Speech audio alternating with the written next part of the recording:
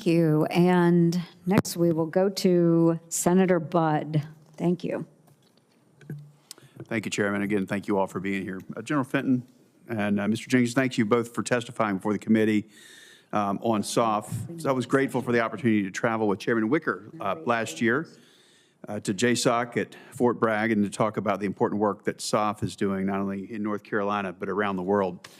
General Fenton, how would you characterize the demand and requirements for Special Operations Forces, particularly in crisis response? It's General Fenton. Senator, first, thanks for visiting our forces, and thanks for allowing us to be in the great state of North Carolina. Our honor. Appreciate all the hospitality there. I know all our forces do. I would offer, in my opening statement, I laid out a couple. I think in terms of crisis response, we have seen a pace and a scale and duration that I frankly have not seen in my 20 to 30 years in the special operations community. It is called on more, so there's a requirement that's gone up by 200% in the last 3.5 years. That's on or about 15 missions where we've been asked to get out very quickly and do the type of missions that I mentioned, either recover diplomats, protect an embassy, or at some point maybe even recover a U.S. citizen. I think I don't anticipate the world to get any less volatile, and that looks like a pattern to me. And so I think that demand has certainly gone up. In deterrence, the combatant commanders have asked for special operations in the last 2 years at an increase of about 35% to do the type of missions that they're looking for us to do that could involve anything from partner-based training to unilateral operations that would give them additional opportunities and advantages, maybe an unfair outsized advantage, and give the adversaries a bunch of dilemmas and challenges. So I think I anticipate that going up. And then I just mentioned earlier, terrorism is not done with us. And I think we absolutely have to stay focused on the threat that ISIS, Al-Qaeda, and Al-Shabaab pose. And all three of those missions are absolutely in soft wheelhouse. General, talk a little bit about, you gave some numbers, 35% increase in area, 200% in another area. When you're called upon, how often do you have to say no because of that increased demand and perhaps the lack of readiness or rest or requirements that are needed? Senator, I think that question is at the heart of something the Command Sergeant Major and I think about every day. That's risk.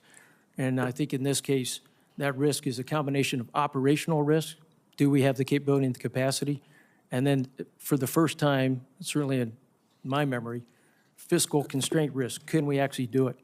I think that drives to the heart of, I've had to say no in some instances in deterrence where I feel like I am taking risk almost 41 times in the last year to combatant commanders that would want Special Forces operational detachments, so 12 Green Berets, folks who may want command and control nodes, and I could go on and give you additional examples in a closed session.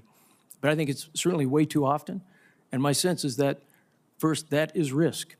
We're not meeting the combatant commander's demands in a special ops peculiar way. I'm also taking risk in modernization.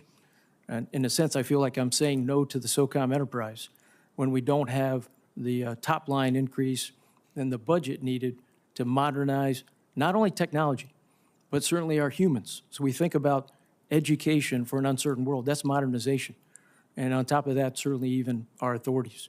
So I think I say no way too much, and then those two categories, to combatant commanders in deterrence, and frankly to where we need to be as a SOCOM enterprise to win tomorrow, just like we've been winning today and in the past years.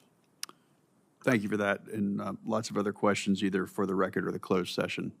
Mr. Jenkins, again, thank you for being here. See if you're tracking this provision in the Senate fiscal year 26 NDAA. Includes a provision requiring the Assistant Secretary of Defense for SOLIC and the Commander of Special Operations to ensure the annual defense planning guidance includes specific guidance for requirements and employments of Special Operation Forces across the spectrum of conflict. Are you tracking that, sir?